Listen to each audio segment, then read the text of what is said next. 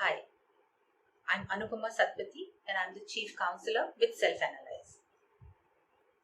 There is so much confusion these days, don't you think so? Which stream to take after 10th, what to do after class 12th, even if you've done some professional course or even after your graduation, next what? And what do we base our decisions on? One very good way on which you can base your these decisions is to take a psychometric test. Now, what are psychometric tests? These are specially designed psychometric tools, or some tools that have been designed by world renowned psychologists, which help you in knowing your own self. Now, why is that important? Watch our further videos on that. Why do you think 10th boards are given so much of importance? Because the scores usually lead to a student deciding on what stream he will take. In most schools in India, after 10th, the bifurcation of the streams are usually science, commerce, and humanities, right? The usual way I have seen mostly is a high scorer takes science, 80%, 85%, 90%, definitely science. Slightly below that, maybe 75 to 80, commerce. And 60, 70%, usually humanities. Is that the right way? What do you think? I feel you should take up subjects that really interest you and for which you have an ability for. And also, they align with your future plans, right? Career development. This seems to be the prime concern of students, parents, and teachers alike as soon as the student reaches grade 9. Let's look at some factors which will aid us in developing our career. Certain things we should definitely reflect on when we are making a plan for our career. Abilities, skills, interest, personality, family, and goals. Let's take this forward. What are abilities? Abilities or aptitude are certain inherent qualities that we all have. For example, some people sing very well, even without any particular training in music. We would say that their ability to sing is very high. Now, that person can become a professional singer much more easily than a person who does not have that ability. Similarly, all of us have different levels of ability for numbers, for languages, for reasoning and logic, for mechanics, etc. These different abilities have a scope in different fields of career. Apart from abilities and interest, another thing that plays an important role in our career development is skill. Skills are something that we learn from outside. All the hard work, all the practice that you put in is called skill. Remember, abilities are inherent, whereas skills are something that you learn from outside. With skill, you can enhance any ability. Remember, we took the example of a person who has a high ability to sing. But if he really wants to excel in that area, then he needs to add skill over there. That means he will have to practice, learn music, train himself under somebody, right? So all this learning, practicing, training is called skill. Skill plays an extremely important role in the success that we achieve in our career. Remember, you can achieve anything with hard work. Interest also plays an important role in our success. If we are interested in a field, we are self motivated. We want to work extra hard over there. But if it is not of our interest, it can actually seem like a punishment. Personality also plays a very important role in our career development. Personality is the combination of our cognitive, behavioral, and emotional traits. personality can play a major role for a person to be successful as a professional. An introvert who loves to do research and work alone in his corner is assigned with the job of talking to strangers and market a product or a service. It can be extremely demotivating for the person. Another thing that plays a very important role, according to me, in your career development is your family. Sounds strange, but believe me, the kind of support, be it mental, emotional, financial, the kind of support that your family can give you, nobody else can.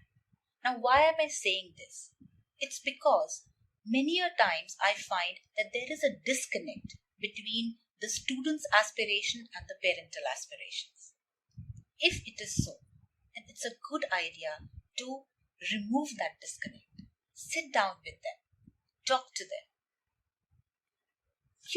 Most of the times I find when children want, their parents to listen to them, usually they throw a tantrum. You just don't understand me. You only have a problem. Other parents don't have a problem. My friends' parents don't have a problem, but you always have a problem. Now, this kind of behavior kind of reaffirms in your parents' mind that you're still a child. You are still not mature enough to take certain decisions in your life. So, what is the right way? First and foremost, tone down the volume. Second thing, do your homework. Supposing I want to convince my parents that I want to be a lawyer, do a thorough research as to what that entails. That means how long is the course going to be? Can you do it after 12th? Can you do it after graduation? Which all universities offer that course? Do you have to give an entrance exam for that? What kind of preparation is required? Now, when you present all this to your parents, it kind of tells them that you are really serious about it. Yeah? Do that. Believe me, once your parents are on your side, not much can stop you. Goals are very important for our career development because without goals, it is very difficult to reach our desired destination. In this age of smart TV, smartphones, smart refrigerators, we really need smart goals. What are smart goals? Let's look at the spelling of SMART. SMART. What does this actually mean? In SMART, S stands for specific. Now, specific means that your goal has to be very specific. Just saying, I will be very famous one day, you have to say, I will be a very famous architect one day, or I will be a very famous football player one day. So, the goal has to be very specific. M is for measurable. Your goal has to be measurable. Measurable, as the word suggests, you should be able to measure it.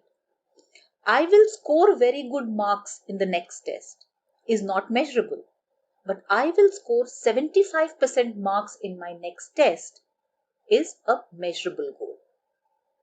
A stands for achievable. Supposing I scored maybe a 40% in my math test this time. To say I'm going to achieve 100% next time is maybe kind of overpromising. Don't you think it's better to say I will score 70% next time? From 40 to 70, maybe it's more achievable rather than a complete 100%. Why is this important? Because once you set an achievable goal and you achieve it, it definitely boosts your morale and you feel confident enough to achieve other goals as well. R stands for relevant. You must have relevant goals. It must contribute to the final outcome. Now, supposing your final goal is to be a famous architect, and towards that, right now, you make a goal where you want to ace your art class. That's a very relevant goal because as an architect, you will need to be really good in art to be able to render the drawings of the interiors or of the building. So that's a very relevant goal. T stands for time bound. All your goals must be bound by a time frame. It is very important. You cannot have indefinite goals. Someday I will be a very famous architect. No. Always have an end date for your goals. That means you should be able to achieve your goals within that time frame. Otherwise, you will never be able to move ahead. Once you make a habit of setting such smart goals, you will find that achieving your bigger goal will become much easier. So, you have seen that there are different factors that affect your career development. Now, when you take the psychometric test, it will give you a report. Different reports for test for ability, test for interest, test for personality. There is another video on correlating the reports. Please do watch that. It will help you understand how to interpret your report. In the report, you will also find a matrix which will kind of again give you an idea. But please remember that all these things are not etched in stone. There is no one in this world who can tell you what you should do and what you should not do. It is totally your decision. But yes, I do hope that when you make that decision, it will be an informed decision. That means if you want to take up engineering, great, you should do that. But it should be for the right reasons. It should not be because you didn't know about anything else. That was the only thing you knew. Choose your career wisely because it's going to be a life choice.